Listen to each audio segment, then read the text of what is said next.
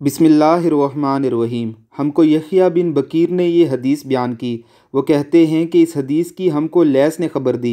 Lace Aqeel से रवायत करते हैं, अकील इब्ने शहाब से, वो उर्वा बिन ज़ुबैर से, और वो उम्मुल मोमिनीन अम्मी आयशा रज़ी अल्लाह ताला अन्हो से नकल करते हैं। उन्होंने बताया कि नबी अकरम सल्लल्लाहु अलैहि वसल्लम पर वही का इब्तदाई दौर अच्छे सच्चे पाकीज़ा ख्वाबों से शुरू हुआ। आप सल्लल्लाहु अलैहि वसल्लम ख्वाब में जो कुछ देखते वो सुबह की रोशनी की तरह सही और सच्चा साबित होता। मन जानिब कुदरत आप सल्लल्लाहु अलैहि वसल्लम तन्हाई पसंद हो गए और आप सल्लल्लाहु अलैहि वसल्लम ने गारे हिरा में हिलवत नशीनी इख्तियार फरमाई और कई कई दिन और रात वहाँ मुसलसल इबादत और याद इलाही और ज़िक्र फ़िक्र में मशगूल रहते। जब तक घर आने को दिल ना चाहता तोशा हमरा लिए हुए वहीं रहते। तोशा ख़त्म होने पर ही अहलिया मोहतरमा खदीजा रज़ी अल्लाह ताला अन्हा के पास तशरीफ़ लाते और कुछ तोशा हमरा लेकर फिर वहाँ जाकर खिलवत गज़ी हो जाते। यही तरीक़ा जारी रहा यहाँ तक कि आप सल्लल्लाहु अलैहि वसल्लम पर हक़ मुनकशिफ हो गया। आप सल्लल्लाहु अलैहि वसल्लम गारे हिरा में ही क़याम पज़ीर थे कि अचानक जिब्रील अलैहिस्सलाम आप सल्लल्लाहु अलैहि वसल्लम के पास हाज़िर हुए और कहने लगे कि ए मुहम्मद पढ़ो। आप सल्लल्लाहु अलैहि वसल्लम फरमाते हैं कि मैंने कहा कि मैं पढ़ना नहीं जानता। आप सल्लल्लाहु अलैहि वसल्लम फरमाते हैं कि फ़रिश्ते ने मुझे पकड़कर इतने ज़ोर से खींचा कि मेरी ताकत जवाब देने लगी। फिर मुझे छोड़कर कहा पढ़ो। मैंने वही जवाब दिया कि मैं पढ़ना नहीं जानता। उस फरिश्ते ने मुझको नहायत ही ज़ोर से खींचा कि मुझको सख्त तकलीफ़ महसूस हुई। फिर उसने कहा कि पढ़। मैंने कहा कि मैं पढ़ना नहीं जानता। फरिश्ते ने तीसरी बार मुझको पकड़ा और तीसरी मर्तबा फिर मुझको खींचा।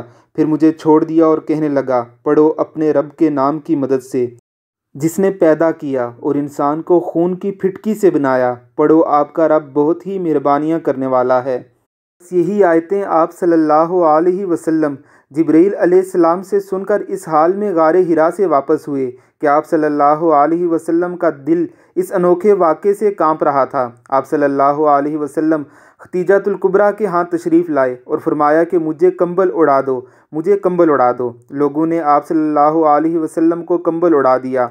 जब आप सल्लल्लाहु अलैहि वसल्लम का डर जाता रहा तो आप सल्लल्लाहु अलैहि वसल्लम ने अपनी ज़ौजा मोहतरमा हज़रत खदीजा रज़ी अल्लाह ताला अन्हा को तफसील के साथ ये वाक़या सुनाया और फरमाने लगे कि मुझको अब अपनी जान का खौफ हो गया है।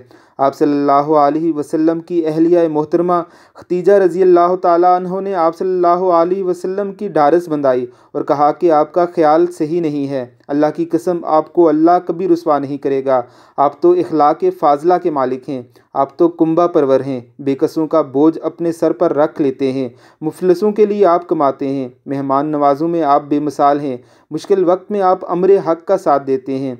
ऐसे औसाफ़ हसना वाला इंसान यूं बेवक़्त ज़िल्लत और ख्वारी की मौत नहीं पा सकता।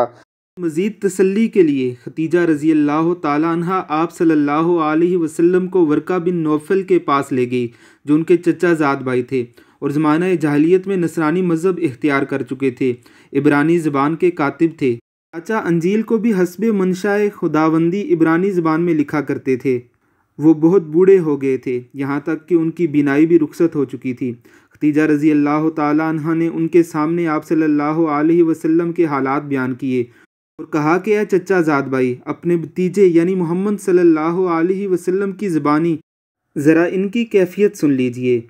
वो बोले कि भतीजे आपने जो कुछ देखा है उसकी तफसील सुनाओ। चाचा आप सल्लल्लाहु अलैहि वसल्लम ने अव्वल ता आखिर पूरा वाक़या सुनाया जिसे सुनकर वर्का बेख्तियार होकर बोल उठे, ये तो वही नामूस यानी मुअज़्ज़ज़ राज़दान फ़रिश्ता है जिसे अल्लाह ने मूसा पर वही देकर भेजा था।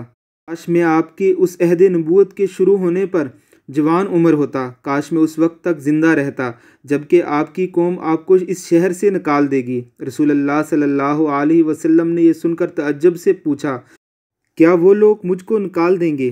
वर्का बिन नौफल बोले, हाँ ये सब कुछ सच है, मगर जो शख्स भी आपकी तरह अमरे हक़ लेकर आया लोग उसके दुश्मन ही हो गए हैं। अगर मुझे आपकी नबूवत का वो ज़माना मिल जाए तो मैं आपकी पूरी पूरी मदद करूँगा।